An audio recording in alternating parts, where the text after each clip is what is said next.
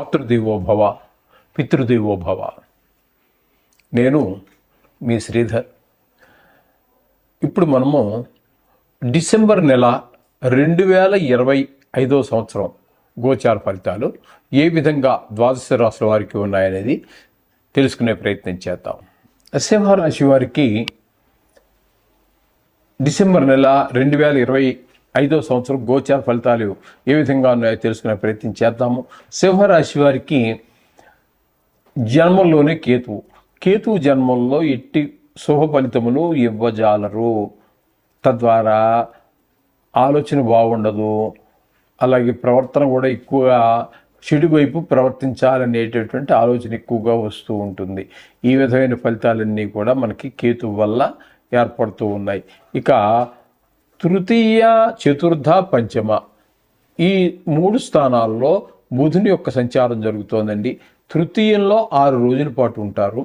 6 రోజులు కూడా మీకు ఈ తృతీయంలో కాబట్టి ఎవరు సహాయ సహకారాలు అందవు. ఇక చతుర్థంలో 24 రోజులు ఉన్నారు కాబట్టి ఆ చతుర్థంలో ఉన్నప్పుడు విద్య విషయాల్లోనూ, భూమికి సంబంధించిన విషయాల్లోనూ, గృహానికి సంబంధించిన విషయాల్లోనూ, అలాగే వాహనాలకు సంబంధించినటువంటి విషయాల్లోనూ, మన స్వభావం విషయంలోనూ చాలా అనుకూలమైన ఫలితాలనే బుధుడు మనకు ప్రసాదిస్తూ ఉన్నారు. ఇకపోతే ఒక్కరోజు మాత్రం ఇక్కడ పంచమ స్థానంలో సంచారం చేస్తూ ఉన్నారు. ఆ పంచమ స్థానం ఒక్కరోజు మాత్రం కాస్త పిల్లలకి అంటే మన సంతానానికి కొంచెం ఆటల మీద శ్రద్ధ పెరగడం లాంటివి, చదువు మీద శ్రద్ధ తగ్గడం లాంటివి చూపిస్తూ ఉంటాడు. ఇకపోతే రవి యొక్క సంచారం తీసుకున్నట్టయితే చతుర్థ స్థానంలో ఒక 16 రోజులు, పంచమ స్థానంలో అంటే 5వ స్థానంలో 15 రోజులు సంచారం చేస్తున్నారు. ఈ రవి భగవాన్ యొక్క సంచారం 2 రాశుల్లోనూ కూడా శుభ ఫలితములు ఇవ్వజాలదు. అయితే చతుర్థ స్థానంలో అయినటువంటి వృశ్చికంలో రవి యొక్క సంచారం తీసుకున్నట్టయితే మనకి చతుర్థ స్థానంలో ఉండగా ఆయన భూమికి సంబంధించి, అలాగే గృహాలకు సంబంధించి, వాహనాలకు సంబంధించి, మన స్వభావ విషయంలో, తల్లిగారి విషయంలో కొంచెం ఇబ్బంది పెట్టేటువంటి పరిస్థితి కనబడుతుంది ఆరోగ్య విషయంలో. ఇక 5వ స్థానం దగ్గరికి వచ్చాక 15 రోజుల పాటు సంతానం మీద వాళ్ళకి చదువు మీద శ్రద్ధ తగ్గటము, మనం వద్దన్న పని చేయటము, ఆటల మీద శ్రద్ధ పెంచుకోవటం, ఇట్లాంటివన్నీ కూడా సూచిస్తూ ఉన్నాయి రవి 5వ స్థాన సంచారం వల్ల. కుజుని యొక్క సంచారం తీసుకున్నట్టయితే ఇక్కడ చతుర్థ స్థానంలో ఒక 7 రోజుల పాటు కుజుని యొక్క సంచారం జరుగుతోందండి. కుజుని యొక్క సంచారం 7వ స్థానంలో కానీ తదుపరి పంచమ స్థానంలో 24 రోజులు. ఇక్కడ చతుర్థంలో కానీ పంచమంలో కానీ కుజుని యొక్క మనకి ఫలితం మనకి అనుకూలముగా లేదు, ప్రతికూలమైనటువంటి ఫలితాలే ఉన్నాయి. ఇక్కడ 4వ స్థానంలో ఉన్నప్పుడు ఇంటికి, బుద్ధికి, అలాగే ఇంటికి, గృహానికి, వాహనానికి, మన స్వభావం ఇవన్నీ చెడుగానే ఉంటాయి. 5వ స్థానం దగ్గరికి వచ్చేటప్పటికి మళ్ళీ మీకు సంతానం మీద దుష్ప్రభావం చూపిస్తూ ఉంటాడు. ఆటల మీద ఎక్కువ శ్రద్ధ చూపించడం, చదువు మీద శ్రద్ధ దక్కడం లాంటి మనం తల్లిదండ్రులు పిల్లల యొక్క నుంచి ఏమైతే ఆశిస్తూ ఉంటామో వాటిని కొంచెం వాళ్ళు దాని తద్భిన్నంగా ప్రవర్తిస్తూ ఉంటారు. మనం చెప్పిన వాటి వినకుండా ఉండటం, ఇలాంటివన్నీ ఉంటాయి. ఇకపోతే శుక్ర భగవాన్ యొక్క సంచారం తీసుకున్నట్టయితే 4, 5 స్థానాల్లో ఆయన యొక్క సంచారం జరుగుతోంది. 4వ స్థానంలో 20 రోజులు, 11 రోజుల పాటు 5వ స్థానం అయినటువంటి ధనురాశిలోనూ సంచారం చేస్తున్నారు. ఈ 2 స్థానాల్లోనూ కూడా శుక్ర భగవానుడు మీకు పూర్తి అనుకూలుడే.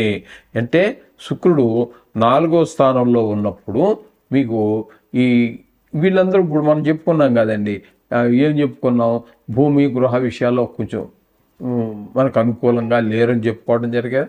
ఈ శుక్రుడు అక్కడ మీకు భిన్నమైనటువంటి ఫలితాలను మనకి చూపిస్తూ ఉంటాడు.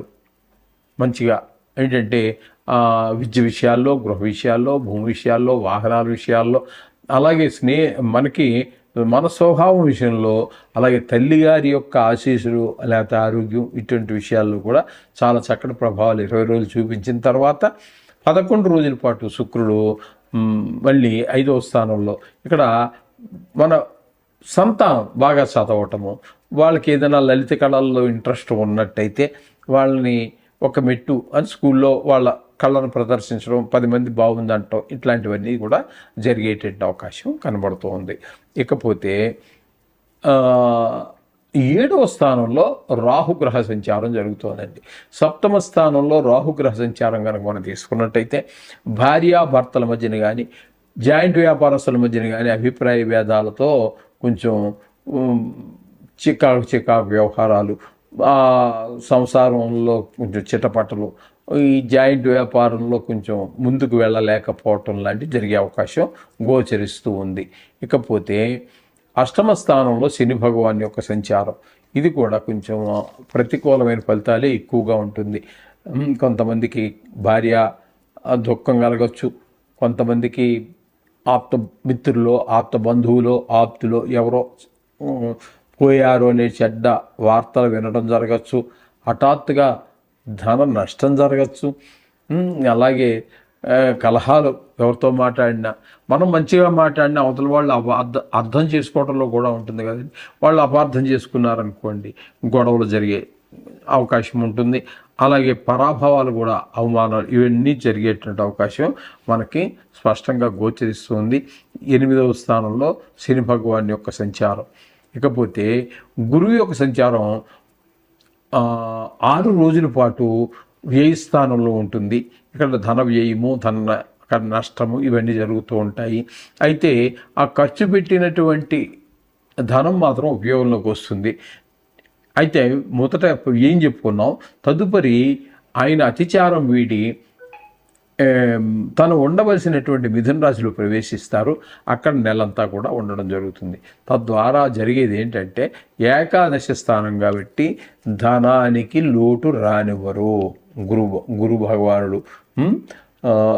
ధనార్జన బాగుంటుంది, వ్యవహార నైపుణ్యం బాగుంటుంది, అలాగే మిమ్మల్ని ప్రోత్సాహం కూడా లభిస్తుంది. కుటుంబ సభ్యులు, అన్నలు, వీళ్ళందరూ, మీ పెద్ద వాళ్ళందరూ కూడా మీ యొక్క సపోర్టు, వాళ్ళందరి సపోర్టు మీకు సహకరిస్తుంది. తద్వారా చాలా మీరు అభివృద్ధిలోకి రావడానికి చాలా అవకాశం ఉంటుంది.